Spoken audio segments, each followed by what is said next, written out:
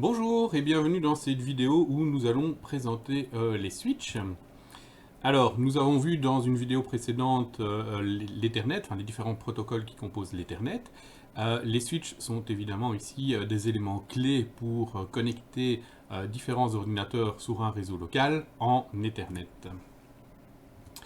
Alors, à la base, l'Ethernet, c'était en fait une connexion avec un câble coax.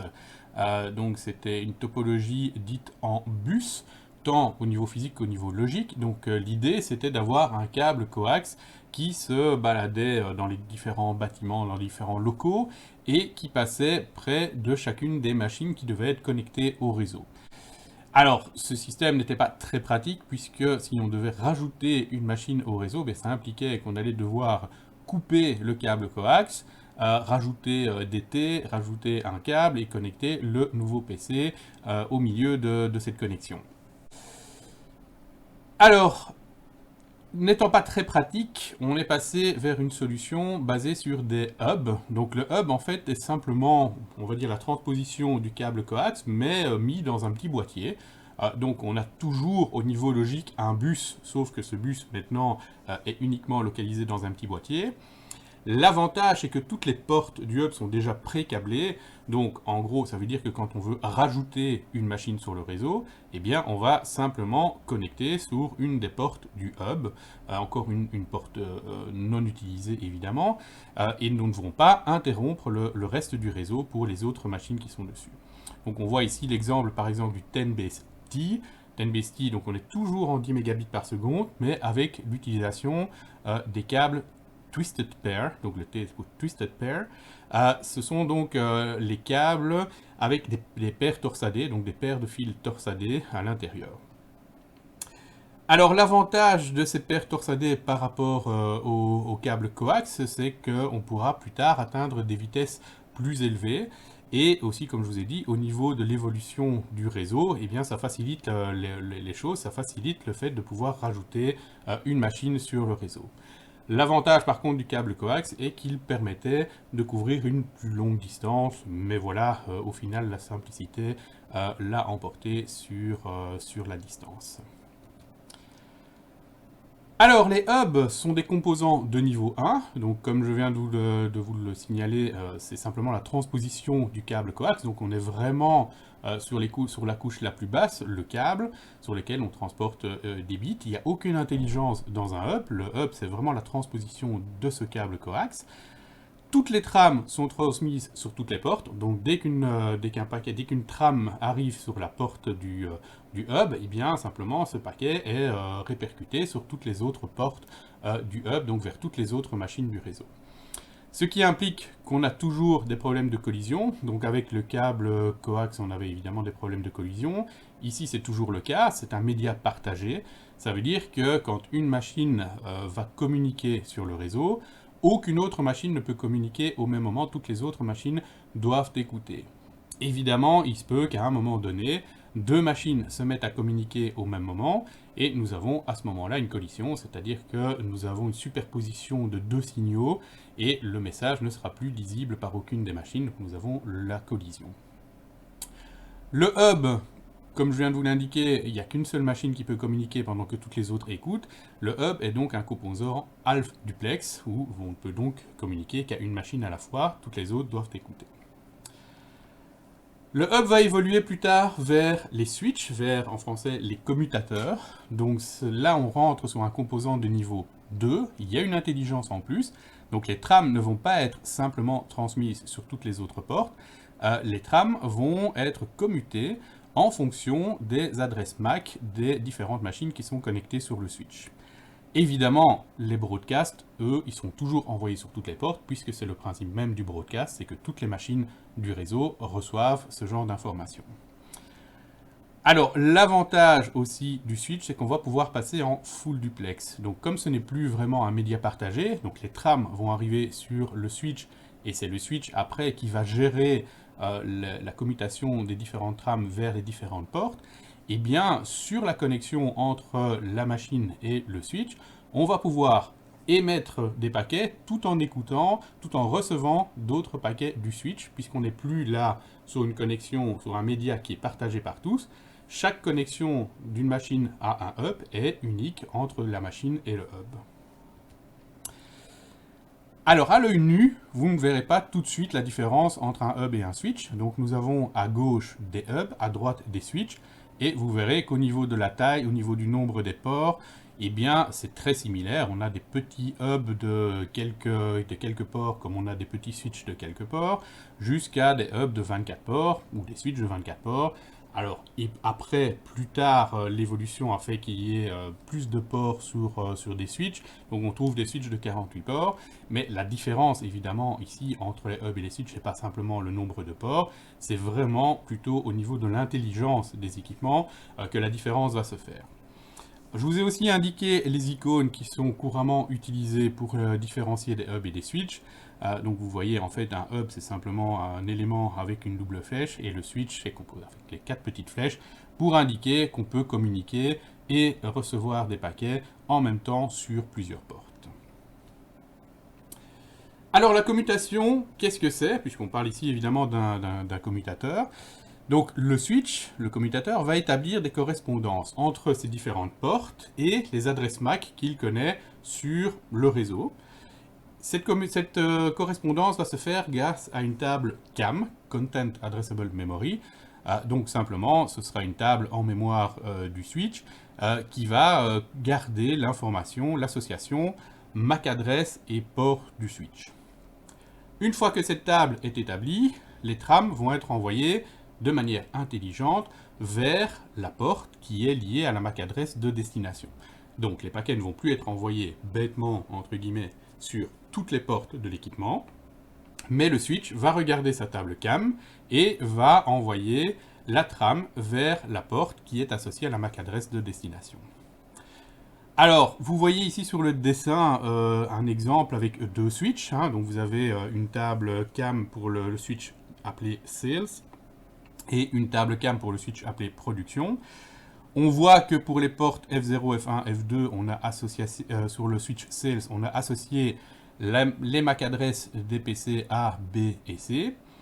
Par contre, derrière le switch, il y a un autre switch avec deux PC. Donc sur la porte G0, eh bien, on a associé deux MAC adresses, puisque derrière cette porte, en fait, on va retrouver deux machines qui sont certes connectées avec un deuxième switch, mais pour le switch Sales, ces deux MAC adresses sont connues sur une seule porte. Donc il n'est pas du tout invraisemblable de trouver dans la table CAM une association d'une porte avec plusieurs MAC adresses qui y sont associées. Alors, comment fonctionne l'apprentissage des switches? Alors, au départ, la table CAM est simplement vide, et le commutateur va apprendre simplement de manière dynamique quelles sont les différentes MAC adresses qui sont connectées à ces différentes portes en fonction en fait des trames qu'il va recevoir. Donc chaque fois que le commutateur reçoit une trame, il va regarder quelle est l'adresse MAC de source et il va associer à la porte d'où vient la trame, il va associer la MAC adresse de source. Alors tout ça, nous pouvons le voir à l'aide de Packet Tracer. Voilà l'outil. Je vais d'abord vous montrer donc le switch. Si on regarde sur le switch, pour l'instant, alors je vais vous montrer en ligne de commande, ne vous souciez pas trop des commandes, c'est simplement pour illustrer ici la vidéo. Show MAC Address Table, donc ça c'est la commande qui va nous permettre de regarder la table CAM. Vous voyez que pour l'instant, il n'y a aucune association MAC adresse port qui est disponible. Ce que je vais faire maintenant, je vais simplement lancer du trafic entre le laptop 0 et le serveur, juste pour générer du trafic. Et donc, qu'est-ce qui va se passer à ce moment-là? Au début, le laptop, simplement, sa table ARP est vide également, puisqu'il n'a pas encore communiqué localement. Donc, vous n'avez pas encore d'entrée dans la table ARP. Donc, la première chose qu'il va faire, c'est d'envoyer une requête ARP, un broadcast, pour essayer de trouver quelle machine a quelle adresse IP. Donc ici, il va demander l'adresse IP du serveur, et le serveur va lui répondre avec sa MAC adresse. Alors, je vais juste passer en mode simulation, comme ça on voit un petit peu ce qui se passe. Donc ici, je vais générer du trafic vers le serveur. Comme le laptop n'a pas encore l'information de la MAC adresse, il va envoyer une requête ARP. La requête ARP est reçue par le switch. Donc là, le switch a déjà l'information, vient de recevoir l'information de la MAC adresse du laptop. Donc si on regarde à ce moment-là la table CAM du switch, nous allons voir qu'il a bien reçu l'information que le laptop, donc l'adresse MAC du laptop, est connecté sur son interface FAST02. Le paquet, dans ce cas-ci, c'est un broadcast, donc il est envoyé à toutes les machines du réseau, et uniquement le serveur va y répondre. Les deux autres machines ne sont pas intéressées par cette information. Le serveur renvoie l'information avec sa MAC adresse vers, comme destination, le laptop, mais entre-temps, le switch a reçu le paquet sur son autre interface, et donc maintenant a ajouté également dans sa table CAM l'association entre la MAC adresse du serveur et la porte sur laquelle le serveur est connecté. Pour le reste, voilà, la requête ARP la réponse à la requête ARP est arrivée au laptop. Le laptop peut maintenant communiquer et je vous expliquerai un petit peu plus en détail tout de suite. Voilà donc pour le fonctionnement de la table CAM. Ensuite, nous allons vous parler de deux domaines, le domaine de collision et le domaine de diffusion. Alors, le domaine de collision, c'est la zone logique sur le réseau dans laquelle des collisions sont possibles. Alors, ce domaine de collision, il existe en fait historiquement, puisque le média qui était utilisé pour Ethernet, le câble coax, était un média sur lequel il y avait des collisions. On est passé au hub. Le hub est juste une transposition du câble coax, donc il y a toujours effectivement des collisions. Et en gros, toutes les machines qui sont connectées à un hub font partie du domaine de collision, puisque à tout moment, des machines peuvent rentrer en collision, donc des communications peuvent rentrer en collision entre toutes ces machines. Sur le hub, on est en half duplex, donc la communication ne peut se faire que dans un seul sens. Une machine va communiquer sur le réseau, toutes les autres machines ne peuvent qu'écouter. Alors, un commutateur, quant à lui, va stocker les trames avant de les envoyer, et donc il va vérifier lui-même si le média est disponible, et va éviter les collisions. Donc en fait, c'est vraiment le commutateur qui va gérer le fait d'envoyer des paquets sur les différentes connexions vers les différentes machines, et évidemment, comme il n'envoie plus non plus sur toutes les portes, et on limite évidemment le cas des collisions qui pourraient arriver. Donc le fait que ce soit le commutateur qui gère l'envoi des trames va éviter les collisions. Ce n'est plus vraiment un média partagé. Quand une machine parle, toutes les autres machines ne l'entendent pas forcément.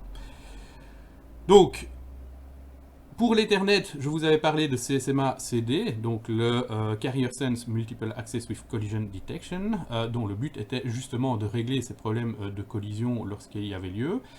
Sur un commutateur, cette solution, le CSMA-CD, n'est plus utilisée. Alors, il existe toujours, puisqu'il faut que les ports des switches soient rétrocompatibles avec des anciens systèmes, mais normalement, en fait, sur un switch, il n'y aura plus de collision. Le switch aussi permet une communication full duplex, puisque la communication en fait ne se fait plus d'une machine vers toutes les machines, mais d'une machine vers le switch, et puis le switch va gérer ces différentes trames. Et bien, sur la connexion entre la machine et le switch, on va pouvoir émettre et recevoir des paquets en même temps. Donc on passe d'une solution qui était half duplex vers une solution qui est full duplex. Concrètement, à quoi ça correspond le domaine de collision? Eh bien c'est simple, pour un hub ça correspond à toutes les machines qui sont connectées à ce hub, et pour le switch, en fait, chaque connexion est un domaine de collision. Ce qui, en gros, signifie simplement qu'il n'y a plus de collision possible sur le réseau. La seule chose qui peut encore arriver, supposons par exemple que derrière un port, vous avez derrière un port du switch, vous avez un hub, et bien effectivement, ce port du switch va appartenir au domaine de collision du hub. Ce qui pourrait arriver également, c'est un problème de configuration. Donc supposons qu'un PC, un ancien PC, soit configuré en half duplex et le switch, lui, émet en full duplex. eh bien, il pourrait y avoir donc des collisions entre le switch et la machine en question, puisque la machine est configurée en duplex, elle ne va pas comprendre que le switch essaye de communiquer en même temps qu'il écoute. Mais c'est la seule chose qui pourrait arriver, donc le gros avantage évidemment du switch, c'est de supprimer les collisions sur le réseau. Le domaine de diffusion, en fait, correspond à l'ère logique où n'importe quel ordinateur qui est connecté va pouvoir directement transmettre des broadcasts vers tous les autres ordinateurs du même domaine sans devoir passer par un routeur. Donc concrètement, c'est le domaine dans lequel quand une machine va vouloir communiquer et quand elle va envoyer un broadcast, par exemple une requête ARP, toutes les machines du même domaine vont recevoir ce broadcast. Alors là, par contre, pas de différence entre un hub et un switch, puisque le broadcast doit s'adresser à toutes les machines du réseau local. Donc ici, pour le domaine de diffusion pour le hub et le domaine de diffusion pour le switch, eh bien, c'est le même domaine, ce sont simplement toutes les machines du réseau local, ce qui est normal, puisque toutes ces machines doivent pouvoir recevoir les broadcasts. Alors, un domaine de diffusion s'arrête au niveau du routeur. Donc si un routeur est connecté sur un réseau, la porte du routeur qui est connecté dans ce réseau, qui est connecté au switch, va faire partie du domaine de diffusion du réseau local. Mais par contre, les broadcasts, au niveau 2 en tout cas, ne passent pas les routeurs. Donc, quand vous faites une requête ARP, ça va s'arrêter au niveau du routeur. Si ça concerne le routeur va y répondre, mais il ne va pas transmettre les broadcasts sur les autres réseaux. Donc un broadcast, c'est effectivement dans ce cas-ci de niveau 2, ça reste uniquement sur le réseau local, ça ne passe pas les routeurs vers un autre réseau.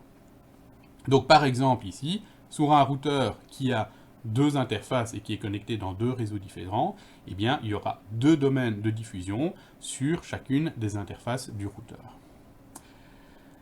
Alors, je vais vous montrer maintenant dans Packet Tracer, effectivement, la différence entre un hub et un switch, justement, essentiellement grâce au domaine de collision et au domaine de diffusion, et aussi donc le fait que le switch va gérer les trames et ne va les envoyer que vers les destinations qui sont prévues. Alors, voilà, je vais passer sur Packet Tracer.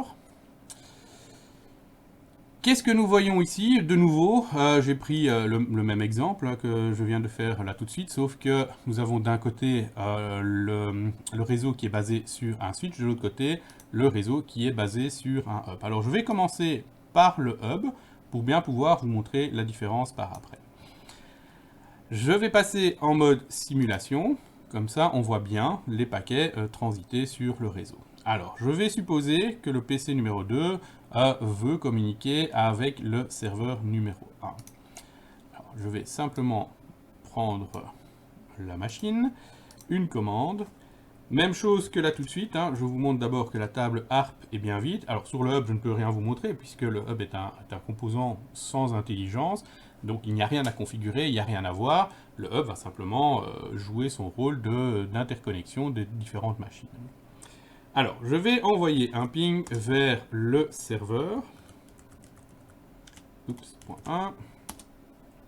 Alors, là, pour l'instant, je ne connais pas la MAC adresse du serveur. Donc, je vais envoyer d'abord, enfin, mon PC va d'abord envoyer une requête ARP. La requête ARP va arriver sur le hub. Alors, une requête ARP, c'est un broadcast. Donc, en toute logique, ce paquet va être envoyé à toutes les machines du réseau. Et uniquement la machine qui est concernée, en l'occurrence ici le serveur, va répondre avec sa MAC adresse. L'information arrive sur le hub. De nouveau, le hub n'est pas un équipement intelligent, donc cette réponse va être également transmise à toutes les machines du réseau. Et donc là, nous avons le laptop 1 et le PC 3 qui reçoivent des informations finalement qu'ils n'attendaient pas forcément. Le PC2, lui, par contre, est très content d'avoir reçu la réponse du serveur. À partir de maintenant, il connaît la MAC adresse du serveur et peut envoyer son ping. Le ping arrive sur le hub. Le hub renvoie toutes les trames vers toutes les machines, donc y compris les machines qui ne sont pas concernées par cette communication. Le serveur, lui, reçoit un echo request. Il va répondre avec un echo reply. Et de nouveau, sa réponse va être transmise à toutes les machines du réseau. Donc à nouveau, le laptop 1 et le PC 3 reçoivent de la communication qui ne les concerne pas forcément. Je repasse en real time. Si je revois ma machine, eh bien, les pings sont passés, donc tout a bien fonctionné. À part le fait, bien entendu, que les machines PC3 et laptop 1 ont reçu beaucoup d'informations qui ne les concernaient pas forcément. Voyons comment ça se passe maintenant au niveau du switch. Donc nous avons le même réseau, je passe également en mode simulation, et je vais faire le même exercice avec le laptop 0. Donc, même principe, au début, la table ARP est vide. Je vais essayer de communiquer avec le serveur. Alors, la première chose que je vais faire, c'est faire un ping vers le serveur, justement, pour générer du trafic. Alors, la table ARP étant vide, j'ai besoin de la MAC adresse du serveur. J'envoie donc une requête ARP. Cette requête arrive sur le switch. La requête ARP est un broadcast, donc en toute logique, le switch va envoyer cette trame à toutes les machines du réseau. Jusqu'ici, aucune différence. Le PC0 et le PC1 ne sont pas concernés, donc ils ne traitent pas cette information. Par contre, le serveur, lui, va répondre en disant « Oui, c'est moi, je t'envoie ma MAC adresse ». Cette réponse arrive sur le switch avec comme destination la MAC adresse du laptop 0, puisque c'était le laptop 0 qui, dans le paquet précédent, avait donné sa source comme adresse MAC de source. Du coup, le switch ne va renvoyer la réponse qu'au laptop 0. Donc ça veut dire qu'ici, le PC0 et le PC1 n'ont pas reçu la réponse du serveur puisque ça ne les concerne pas. À partir du moment où le laptop 0 a reçu la MAC adresse, il peut maintenant envoyer sa requête ping, donc son ping echo request. Il envoie sur le switch.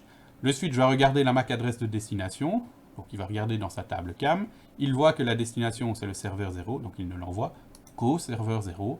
Et la réponse au ping ne sera renvoyée qu'au laptop 0. Donc au final, ici, mon ping est bien passé. Le résultat est le même, si ce n'est que le PC0 et le PC1 n'ont pas été embêtés, entre guillemets, par du trafic qui ne les concernait absolument pas. Alors, dans la vidéo suivante, nous allons voir les autres fonctionnalités du switch. Donc des fonctionnalités qui sont évidemment bien utiles sur un réseau et généralement qui sont plutôt disponibles sur des switches manageables, donc sur des switches plutôt professionnels.